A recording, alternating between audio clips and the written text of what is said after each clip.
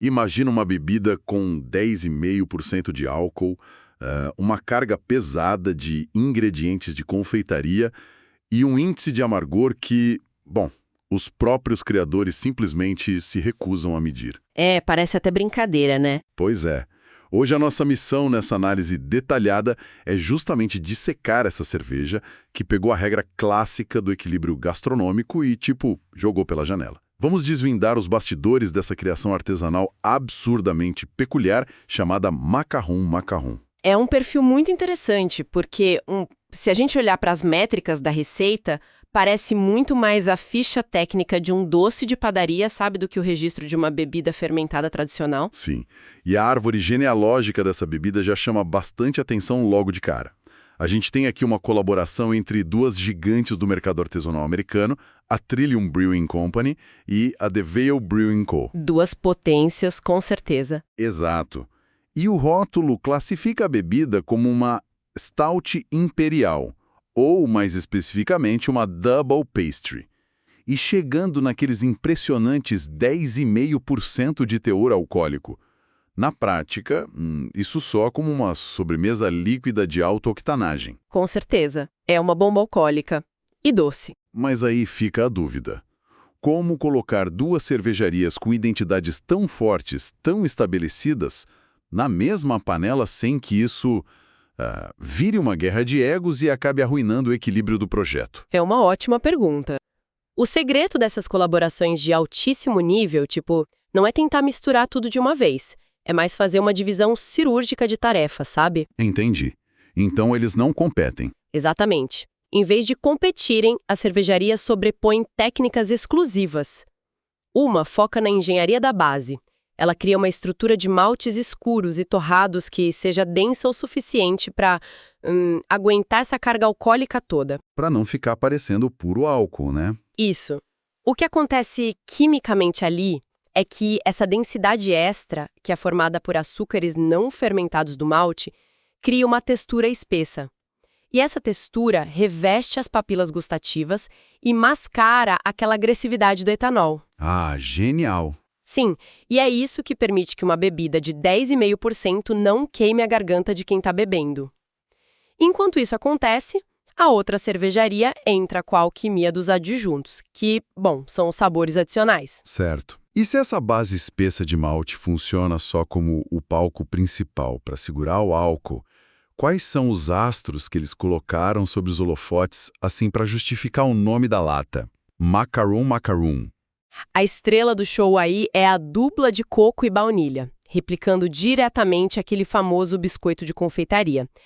E olha, o desafio técnico por trás disso é brutal. Imagino que não seja só jogar um extrato ali dentro. Longe disso, favas de baunilha reais figuram entre as especiarias mais caras do mundo por quilo. E o coco? O coco é um campo minado na produção, porque ele é muito rico em óleos naturais. E óleo estraga a cerveja. Estraga totalmente. O óleo é o inimigo número 1 de qualquer cervejeiro.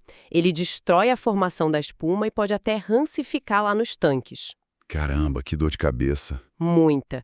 Conseguir infusões intensas desses ingredientes sem que a cerveja fique com aquele sabor de aromatizante artificial, sabe?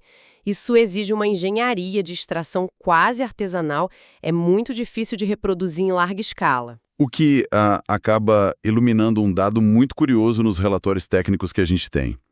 Porque, diferente de vinhos de guarda, essa cerveja não é feita para envelhecer por anos. Não, de jeito nenhum. É para beber logo. Pois é, e no sistema ela consta como um produto de linha, ativamente em produção. Só que os números nos bancos de dados globais são microscópicos.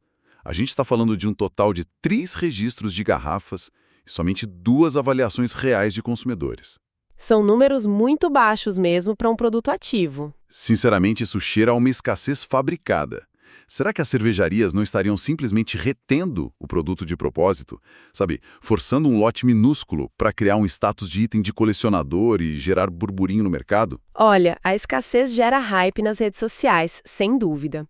Mas a limitação primária aqui, na verdade, é financeira e física. Por causa do custo dos ingredientes que você mencionou? Exato.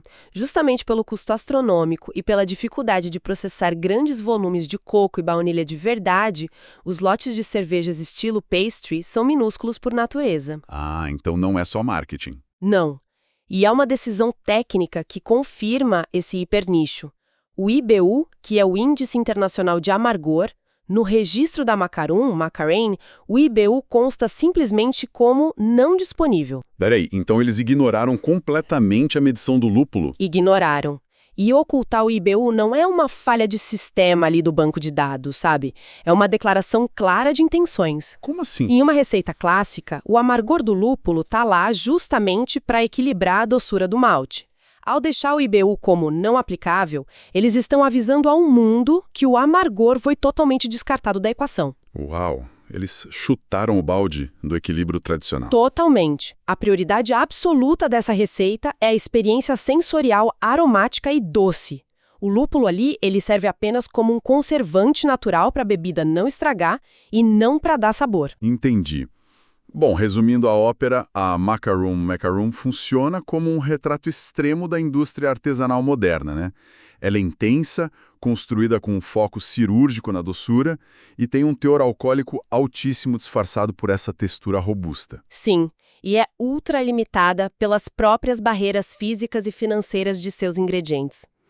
É o ponto exato de colisão entre a microbiologia pesada da fermentação e, bom, a arte indulgente da confeitaria. Sensacional. E isso deixa uma reflexão final intrigante no ar para a gente pensar. Quando chegamos ao nível de ignorar completamente o índice de amargor e tratamos os ingredientes clássicos da cerveja como meros coadjuvantes para a baunilha e o coco, será que essa busca implacável pelos estilos pastry já pagou a linha divisória? É uma ótima pergunta. Pois é. Fica o questionamento. Será que já apagou de forma permanente a linha entre o que definimos como uma cerveja tradicional e o que é, pura e simplesmente, uma sobremesa gastronômica? E assim chegamos ao final de mais um episódio do Beer Review, um podcast da Rare Beer Brasil. Aqui, exploramos o universo das cervejas artesanais, com histórias, curiosidades e experiências que tornam cada gole especial.